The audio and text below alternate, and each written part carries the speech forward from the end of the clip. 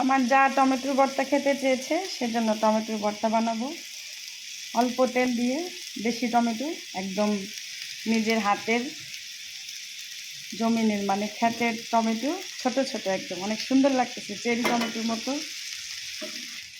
এই টমেটোগুলো তেলের মধ্যে অল্প তেল দিয়ে এখন ভেজে নিব, তারপর এটা ভর্তা করব। আমার খাবো এখন, ঢাকনা দিয়ে আমি ঢেকে দিব। আমার টমেটোটা ভাজা হয়ে গিয়েছে, এখন আমি এটা ভর্তা করব। ছোট ছোট সুন্দর টমেটোগুলো একদম ম্যাশ হয়ে গেছে। একটু মরিচ ভেজে নিচ্ছি। এই যে পেঁয়াজ আর মরিচ মাখাইতেছে।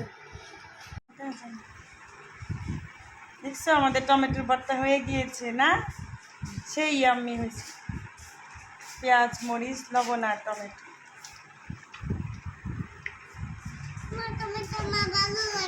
টমেটো তোমার ভালো লাগে না কেন?